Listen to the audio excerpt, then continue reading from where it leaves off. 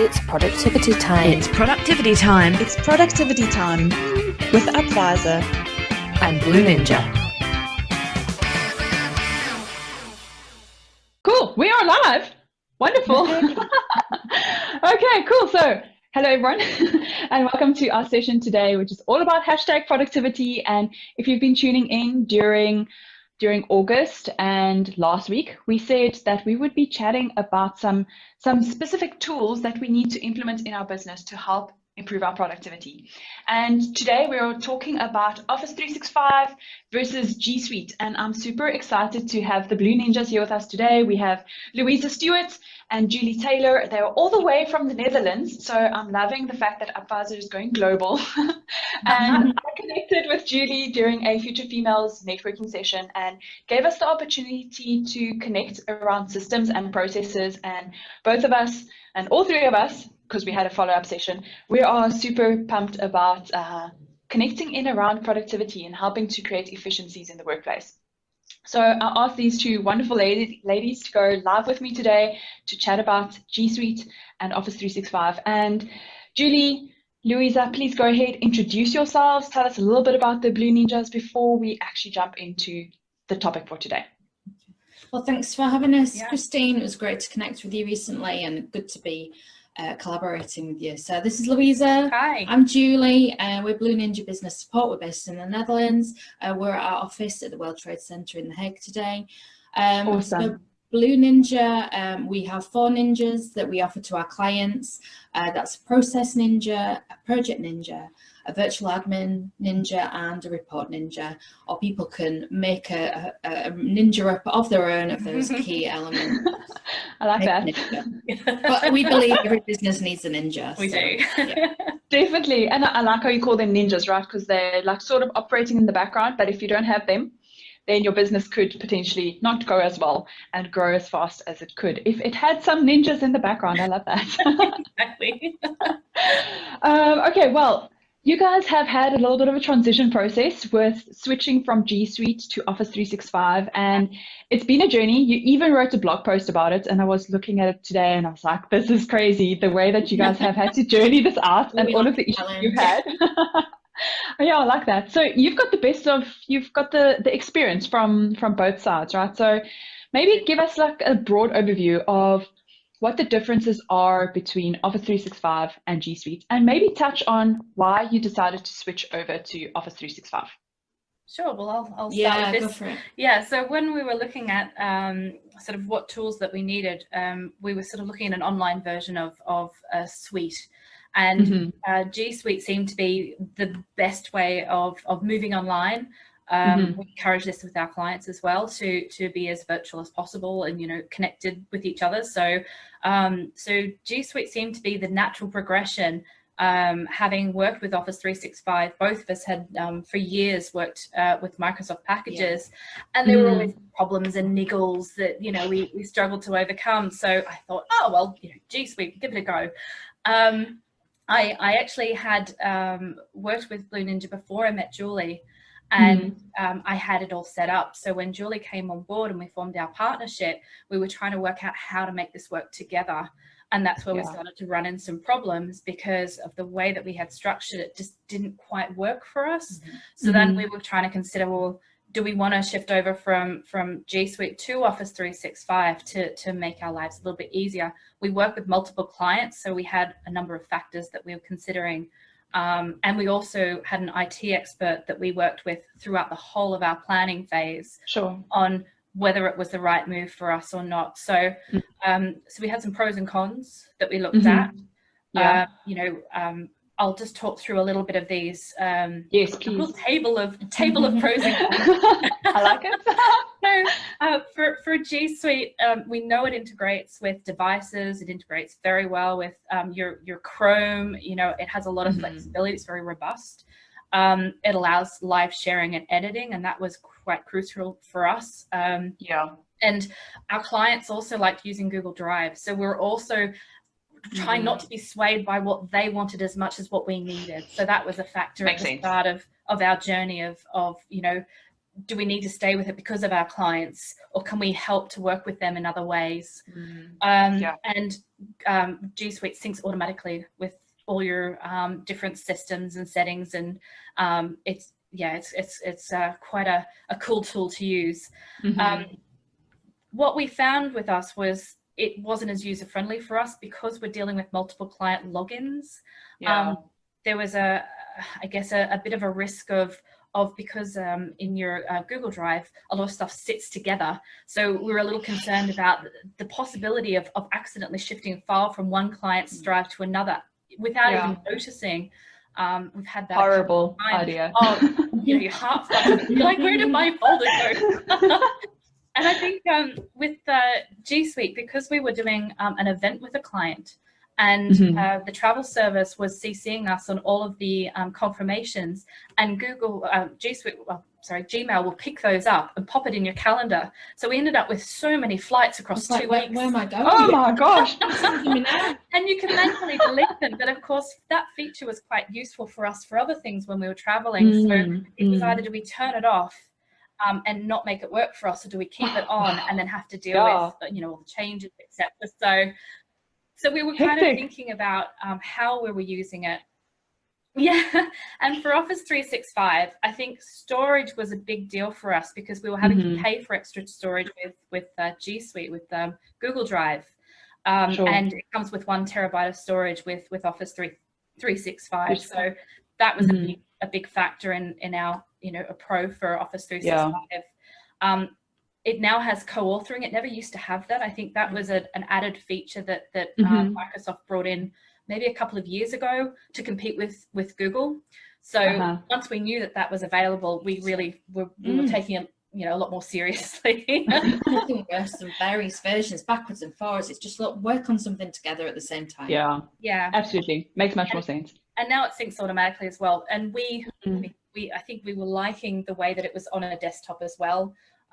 G Suite is all online. Like, you don't have that option of taking it onto a desktop version, and there are some restrictions on Office 365 of having it on your online only. So it was there was some more flexibility, I think, of having the desktop version. So those were our pros and cons that we worked through at the start of our journey to work out what we were going to do next. Sure. Well, you guys have a little bit of a financial understanding as well, right? So I'm sure that costs factored into your decision somehow. And because I'm a financial brain, costs are really important to me. And I sort of have this idea that they are relatively on par if you're looking at the basic packages. They're roughly the same in terms of monthly subscriptions, but maybe just expand on that for me a little bit and help us understand what the cost structures actually are for the two and how they compare. Yeah, so overall the costs were on par.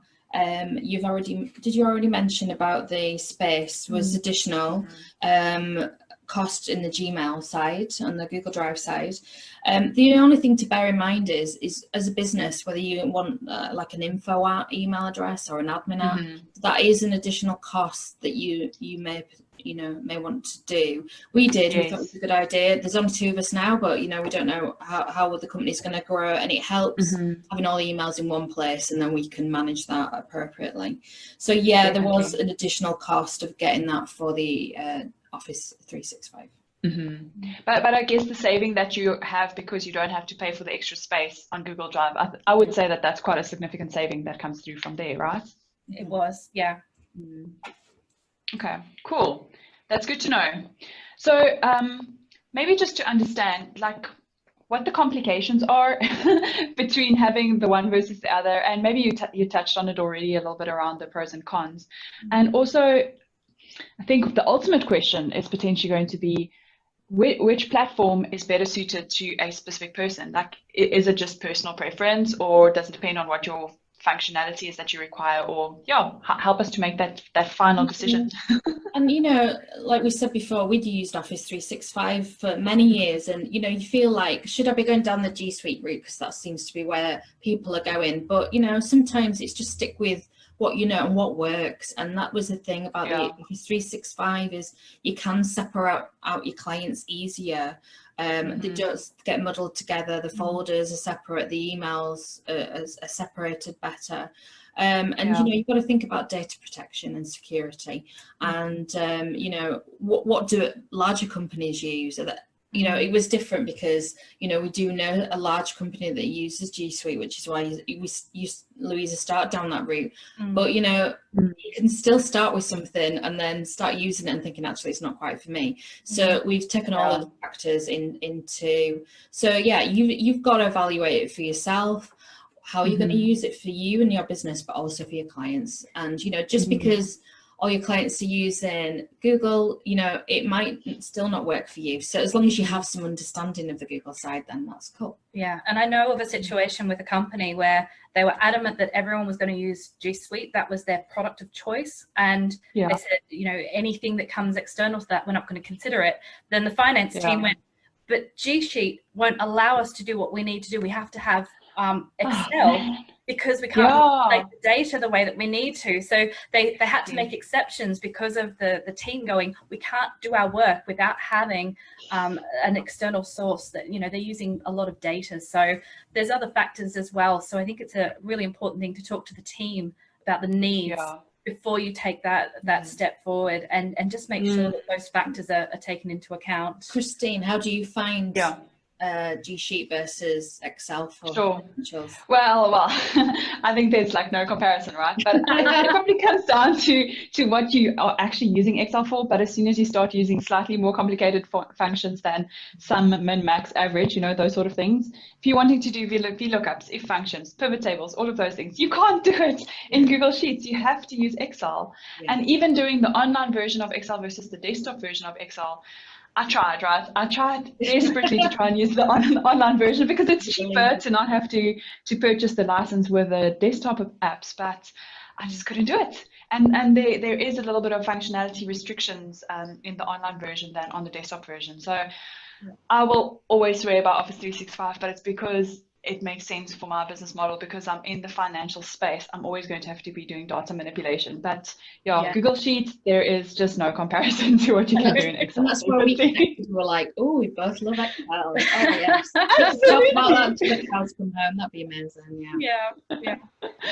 Yeah, definitely. Well, maybe like on that point, just quickly for those of you guys that are listening, we've got an Excel intermediate course happening next week, Monday, Tuesday, and Wednesday, happening via Zoom. So you don't even have to be in the same country. It could be someone in the Netherlands connecting with me in South Africa. And I'm super excited for that session. And we will be doing stuff like VLOOKUPs, if functions, COUNTIF, SUMIF, and all sorts of other interesting things. So if you want to sign up for that, we will be popping the comment in the links below. You guys are welcome to join. But Louisa, Julie, it was really great to have you guys here with me today. Just maybe in closing, do you guys have any final words that you would like to offer to our audience? Yeah, I mean, just one of the sort of bugbears I had, you know, I started working with Louisa. She's like, used, you know, Google, it's the way forward. I was like, okay, let's have a go with this. And then email management was a real headache for me. You know, it was just grouping things up and I just couldn't, you know, separate out which was the right email to the right client, even if it had the same subject heading to start with. So a simple, you know, button press to release it, but at the time when you're under pressure that they're all grouped up and you can't find the right one. You know, that's the worst.